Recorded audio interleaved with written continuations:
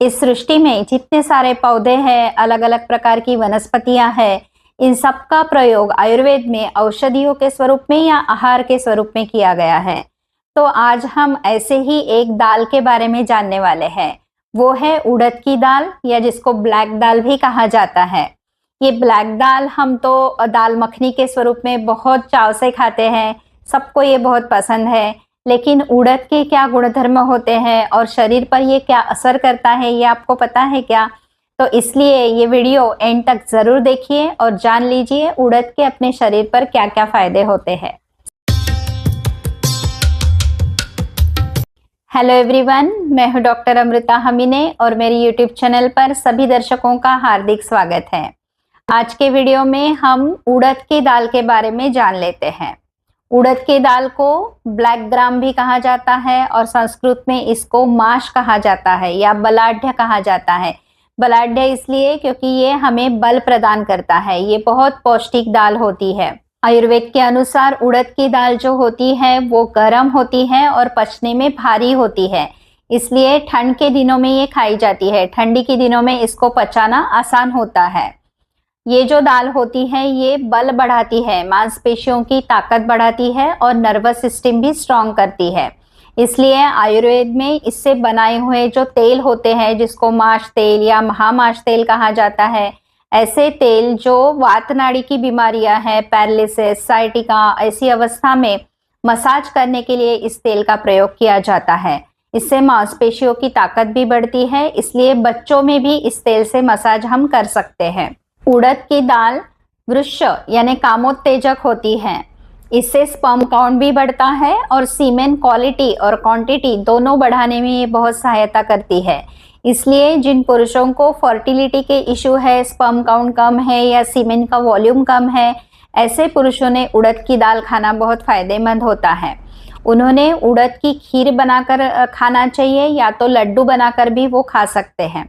उड़द की अगर आपको खीर बनानी है तो थोड़ी सी उड़द दाल को रात को पानी में भिगो देना चाहिए।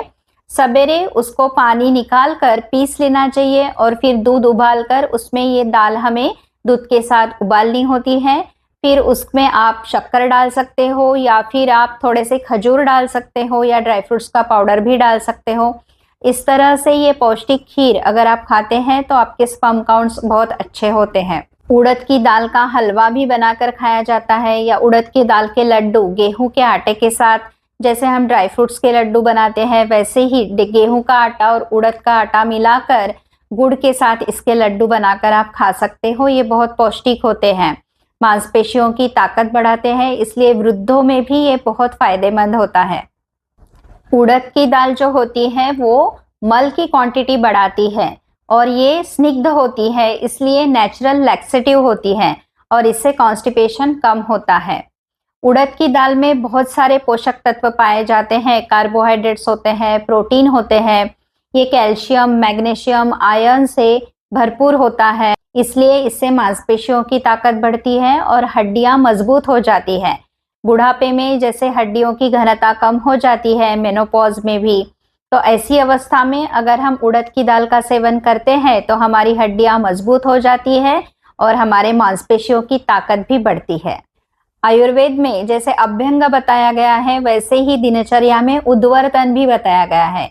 उद्वर्तन में क्या होता है कि ड्राई पाउडर का स्किन पर मसाज किया जाता है। तो ये मसाज के लिए उड़द की दाल का पाउडर का प्रयोग किया जाता है, क्योंकि उड़द की दाल स्वेद जनन होती है, पसीना लाती है क्योंकि ये गर्म होती है। तो इस ड्राई पाउडर का जब हम मसाज करते हैं तब हमें पसीना आता है और हमारे शरीर में, हमारी त्वचा में जो फैट जमा होता है वो पिघलने में सहायता होती है। तो जो लोग मोटे हैं, जिनको ज्यादा पसीना आता है, ऐसे लोगों को ये उड़द की दाल से उद्वर्तन करना बहुत फायदेमंद होता है। जब भी आपको उड़द की दाल बनानी हो तब आपने इसके साथ जीरा, लहसुन, हींग इसका प्रयोग करना चाहिए। ये सब चीजें गर्म होती हैं और हमारा अग्नि प्रदीप्त करती हैं। उड़द की दाल पचने में भारी होती है तो इसके साथ ये पचने में हल्की हो जाती है, हमें कोई तकलीफ नहीं होती है। इस तरह से हमने देख लिया कि उड़द की दाल शरीर के लिए कितनी फायदेमंद होती है। आशा है कि हमने दी हुई जानकारी आपको पसंद आई हो। इसी तरह मिलते हैं नई जानकारी के साथ नए वीडियो में। तब तक के लिए नमस्कार।